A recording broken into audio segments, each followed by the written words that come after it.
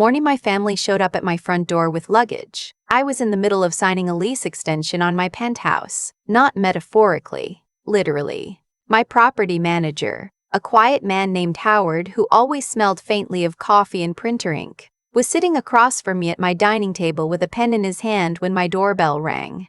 I wasn't expecting anyone. I never gave this address to anyone back home. I thought about that for a second. How did they get here?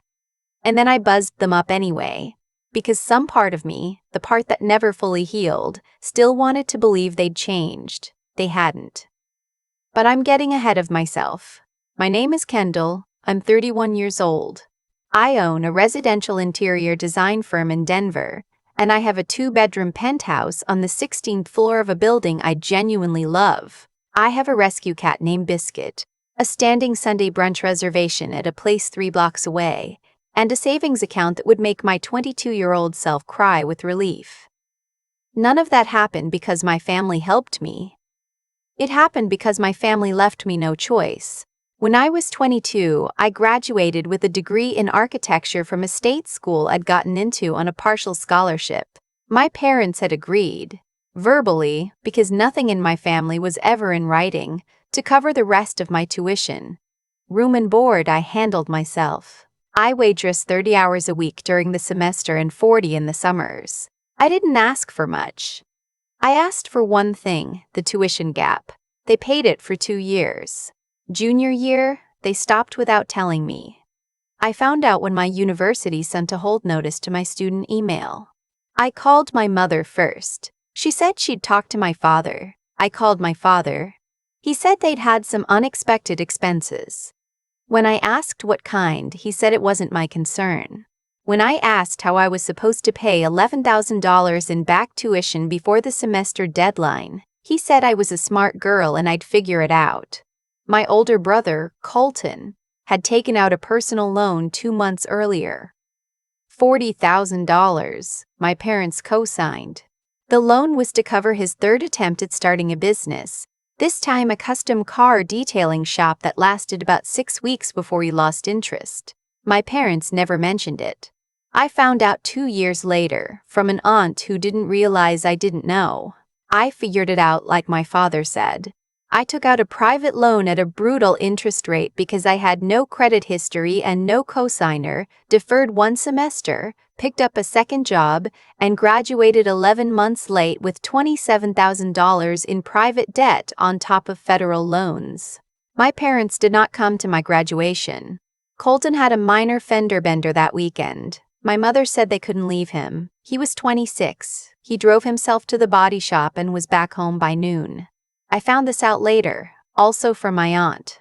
For about a year after graduation, I kept trying. I called on holidays. I sent cards. I invited them to visit when I moved to Denver for a junior design position at a small firm. My mother came once, stayed 3 days, spent most of it telling me my apartment was too small and asking when I was going to move back closer to home. She made one comment about my salary. Is that really enough to live on out there? And when I said yes, she looked at me like I'd said something strange. My father never visited. The last real conversation I had with my father before everything changed was about Colton. He called me, this was maybe 14 months after graduation, and told me Colton needed money. The detailing shop was done. The 2nd business idea had stalled before it started, and he'd gotten into some credit card debt. My father presented it as a family situation. We all pull together, he said. That's what family does. I asked how much. He said $8,000. I had $11,000 in my savings account. All of it was earmarked, 6 months emergency fund, and the rest toward paying down my private loan. I said no. There was a long silence. Then my father said, "You know, Kendall, I'm not sure what we did wrong with you." He didn't say it angry. He said it like a diagnosis. Calm and certain and completely without curiosity about whether he might be wrong. I didn't say anything back. I held the phone for a few more seconds and then I said, "I'll talk to you later, Dad." He said, "Sure." We didn't talk for 3 years, no call on my birthday. No text at Christmas.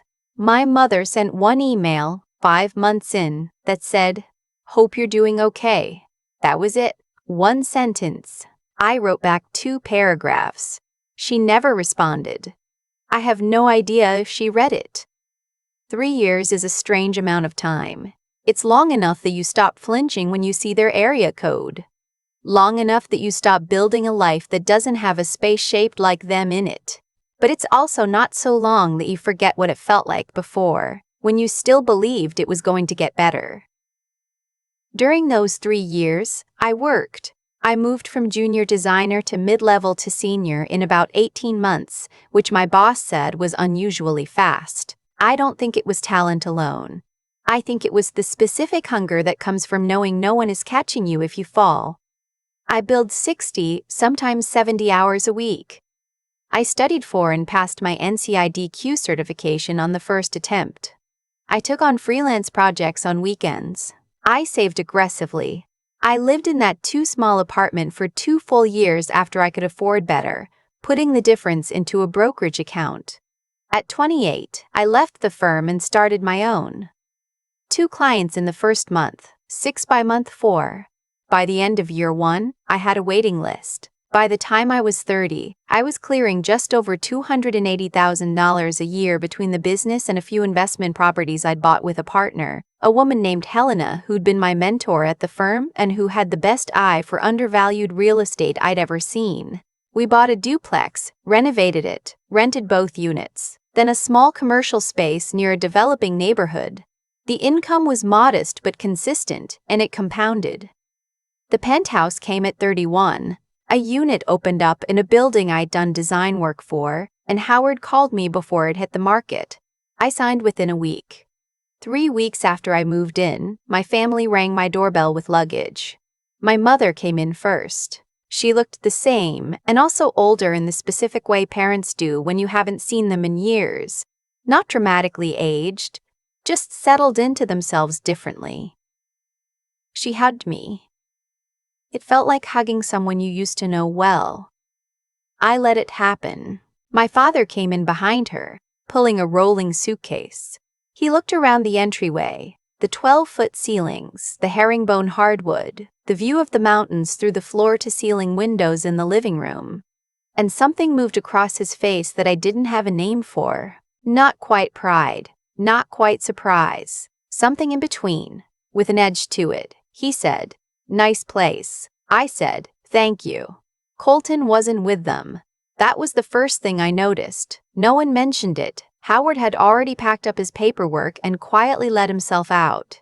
I would have appreciated a reason to end the conversation early, but he was gone, and now it was just the 3 of us standing in my entryway with their luggage and 3 years of silence between us. I didn't ask how they'd found me. I already knew my aunt must have told them. She was the only family member I'd stayed in contact with, and she was generous in ways that occasionally created complications. I made a note to call her later. I made them coffee. I didn't know what else to do. The 3 of us sat at my kitchen island, and my mother said my home was beautiful, and my father said Denver had gotten expensive, and I nodded and waited. It took about 11 minutes. My father set down his mug, folded his hands on the counter and said, "Colton's in some trouble." I looked at him. He got mixed up with some bad people. Business partners who weren't who they said they were. He's got debt he can't manage on his own, and the situation has gotten legal. There's a judgment against him. What kind of judgment? $60,000. I kept my face still. I'd learned that, in the years away, to keep my face still when I needed to. The creditors threatening to go after his wages put a lien on his car.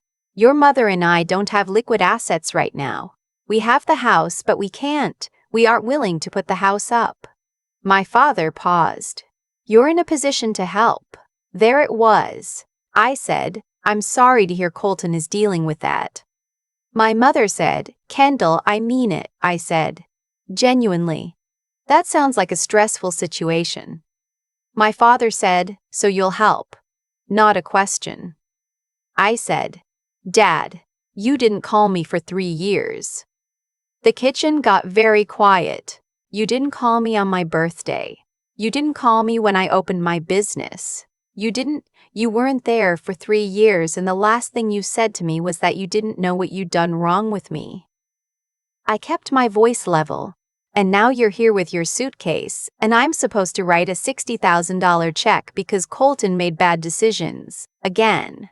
My mother started to cry. She does that not manipulatively, I think, but reflexively, the way some people go quiet and other people go loud. I'd seen in my whole childhood. It used to undo me completely. I felt it try to, now, like an old reflex. I handed her a box of tissues from the counter and waited. My father said, "Family doesn't keep score." "That's an interesting thing to say," I said. "To someone you stopped speaking to for 3 years because she wouldn't give her brother $8,000. That was different. How?" He didn't have an answer. He looked away, toward the windows, at the mountains. For a moment he looked tired in a way I hadn't seen before. Then he said, "Are you really going to let your brother lose everything because you're still angry about old business?" And there was the word, angry. As if what I'd been doing for 3 years was sitting in a room somewhere, stewing. As if my business and my penthouse and my carefully constructed life were just what anger looked like when it had nowhere to go. I said, "I'm not angry, Dad. I'm just not going to write that check." He stood up. "Then I don't know why we're here," he said. "I don't either," I said. "I didn't invite you." That landed. I saw it. My mother said, "Please, Kendall, he's your brother." "I know he's my brother. I know he's my brother. I've known it the whole time you weren't speaking to me." She wiped her eyes. My father sat back down. We stayed like that for a moment, all three of us at the island, the coffee going cold. My father said, "What would it take? Not what do you need or how can we fix this? What would it take? A transaction." At least it was honest. I said, "I'll tell you something, and I want you to listen carefully because I'm only going to say it once." He looked at me. 7 months ago, I found out that Colton's judgment creditor had sold the debt to a collections portfolio company. I know who purchased it. I know what they paid for it. Roughly 30 cents on the dollar, which on 60,000 means they're carrying it at around 18,000. I know this because I spent about 4 hours with a financial attorney going through the public record, and because I was curious about what happened to the debt after the judgment. My father was very still. "I purchased the debt 2 weeks ago," I said, "from the portfolio company. I am now Colton's creditor. I hold the judgment." The silence was different now. "I haven't done anything with it," I said. "I haven't called Colton. I haven't filed for wage garnishment. I bought it because I wanted to understand the situation completely before you showed up, and I knew you'd show up eventually because you always do when there's no one else left." My mother had stopped crying. She was looking at me like she was seeing me for the first time, which was possible because maybe she was. My father said, "That's you can't." "I can," I said. "It's entirely legal. Debt purchase is standard practice. Ask any collections attorney. You did this to trap us." "I did this to understand what I was walking into," I said. "There's a difference. You taught me to be prepared. That's one thing I'll give you." He stood up again. This time he stayed standing. "So what are you going to do with it?" he said. "I haven't decided," I said. "That depends on the next part of this conversation." He sat down again. What happened over the next 2 hours was the most honest conversation I had ever had with my parents. Not warm, not easy, but honest. In a way our family had never really been. My father admitted for the first time that pulling my tuition money had been wrong. He didn't say "I'm sorry." He said, "We made a call we shouldn't have made," which is its own kind of apology, the kind that keeps its dignity. My mother cried again, and this time it felt less reflexive and more real. She said she should have written back to my email. She said she knew at the time she should have. I told them what I was going to do with the debt. I had a 1-page document my attorney had drafted. Simple terms, I would hold the judgment in abeyance, meaning I would not pursue collection for as long as Colton entered into and maintained a structured repayment agreement directly with me. Monthly payments, a reasonable amount. Over 10 years, not punitive. Roughly what he'd have paid anyway if the portfolio company had pursued standard garnishment but without the credit damage of active collection. In exchange, I wasn't asking for anything personal.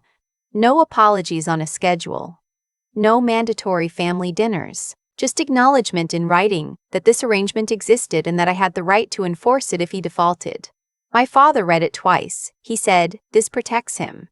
"Yes," I said. "Which is more than you came here offering." He signed the witness acknowledgement. My mother signed as a second witness. I would send the formal paperwork to Colton separately through my attorney. My parents stayed one night. Not because I invited them. I said there was a hotel 2 blocks away and that I'd pay for it, and that was what I was comfortable with. My mother said that was fine. She seemed relieved, actually, to have somewhere to go. My father, on his way out the door with his rolling suitcase, stopped in the entryway and looked around one more time.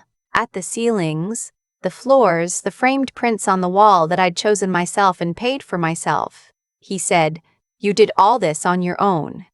I said, "Yes." He nodded once, slowly. Then he said, "Okay," and walked out. I'm not going to tell you it was a breakthrough.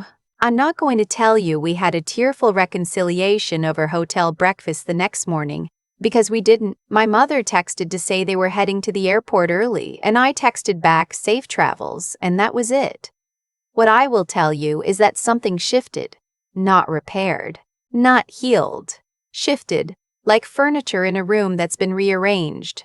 It's still the same room, but you stop running into things in the dark. Colton called me 3 weeks later. My attorney had sent the paperwork. He was quiet on the phone for a long moment, and then he said, "You really bought my debt." I said, "I did." He said, "That's cold." I said, "Do you want to know what's colder?" The portfolio company was going to pursue full garnishment starting next month. You'd take home on the first of the year would have been about 60% of what it is now for a very long time, with a collections note on your credit that would have followed you for 7 years. Another silence. "The terms I'm offering you are better," I said. "Read the document. If you want to negotiate the monthly amount, call my attorney. If you don't want to sign, don't sign. But this offer doesn't stay open indefinitely." He called my attorney 4 days later. He signed. He's been making payments for 8 months now. We don't talk much. We text occasionally, awkwardly, the way people do when they're relearning each other. Last month, he texted me a photo of a truck he was thinking of buying, and I texted back that the mileage looked high and he should get a pre-purchase inspection. He sent back a thumbs-up emoji.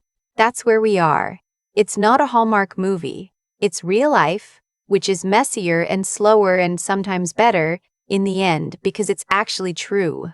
I called my aunt after all of it settled and told her what happened.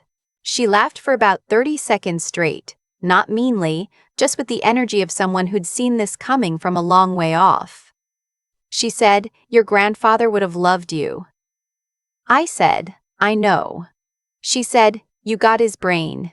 The rest of them got something else." I didn't ask her to stop giving my address out. She's 81 and she loves everyone she's ever met and she will never change. I just asked her to give me a heads up next time. She said she would. She probably won't. Here's the thing I keep coming back to when I think about that morning. Howard and his paperwork, the doorbell. My mother in the entryway with her carry-on. I could have called security and had them turned away before they got in the elevator. I have that right. This is my building, my home, my name on the lease. No one can make me open a door I want to keep closed.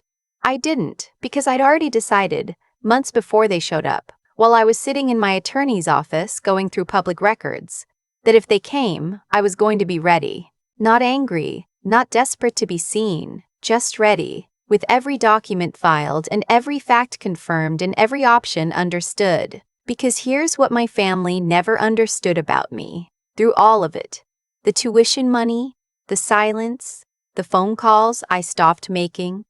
I was never asking for rescue. I was asking for fairness. And when I stopped getting fairness, I stopped asking and started building. They showed up at my door thinking they knew what I had. They didn't know what I'd prepared. That's the whole story, really. Everything else is just details. If your family ignored you, used you, wrote you off, I'm not going to tell you forgiveness is mandatory or that the door has to stay open. I'm going to tell you this: build anyway, save anyway, learn the laws, understand the systems, know your options, because the day they come back, and some of them will come back, you want to be the one holding the document. Not because it feels good to win, but because it feels true to finally be seen for exactly who you are. I've thought a lot about the morning my parents rang my doorbell, about what would have happened if I just called security and had them turned away. Part of me, the 22-year-old part, the one who waitress doubles and took out loans at brutal rates because my parents co-signed $40,000 for my brother's car detailing hobby. That part wanted to. Badly. But I didn't. And I've been trying to understand why for a while now. I think it comes down to something I learned the hard way, over those 3 years of silence, the difference between reacting and responding. Reacting is what you do when you're still running on the hurt. Responding is what you do when you've had time to think, prepare, and decide what you actually want the outcome to be. My parents raised me without that distinction. They reacted to everything, to my refusal, to my distance, to my success, to their son's failures, always moving toward the loudest fire, never stopping to ask why the fire kept starting. I chose differently. I didn't do it because I'm a better person. I did it because I paid attention to what their way cost them. What I did with Colton's debt wasn't revenge. I want to be clear about that, because I think people hear that story and they want it to be revenge, and I understand why. It has the shape of it. But the truth is simpler and less satisfying. It was just preparation. I saw a problem coming. I researched my options. I made a legal and reasonable move before anyone asked me to. That's not cruelty. That's what you do when you've spent years learning that no one else is going to handle things for you. There's a kind of cause and effect that isn't mystical or complicated. It's just this: what you practice, you become. My parents practiced avoiding hard conversations, shifting financial responsibility, and calling it love. They practiced it for so long that when a real crisis came, Colton's judgment, the debt, the creditor, they had no tools, nothing but a rolling suitcase and my address. I practiced something different. I practiced showing up, doing the work, understanding systems, and making decisions from information rather than panic. Not because I was naturally disciplined. I wasn't, not at first. I was 22 and scared and taking double shifts at a restaurant while watching my loan interest compound. Discipline came from necessity, and then, slowly, it became mine. The thing about integrity, real integrity, not the performed kind, is that it doesn't require an audience. I held the judgment on Colton's debt for 2 weeks before my parents arrived, and I didn't tell a single person. I didn't do it to feel powerful. I did it because I needed to understand the situation completely before I walked into it. That's it. That's the whole reason. And when my father sat across from me at my kitchen island and said, "What would it take?" like it was a negotiation, I was ready. Not because I wanted to win, because I'd done the work. Helena once told me, early in our business partnership, that the most important thing in any financial decision is knowing what you're actually protecting, not just the money. The money is just a number. What are you protecting underneath it? Your time? Your stability? Your ability to say no next time? I thought about that a lot in the weeks after my parents left. What I'd protected wasn't the $60,000. It was the version of myself that took the harder road on purpose and came out the other side still standing. Colton is paying his debt. My parents are somewhere processing something I can't name. And I'm still here in my penthouse with my cat and my Sunday brunch reservation and a business I built from nothing. The door isn't closed, but I decide who walks through it, and when, and why. That took everything I had to learn. I'd do it again,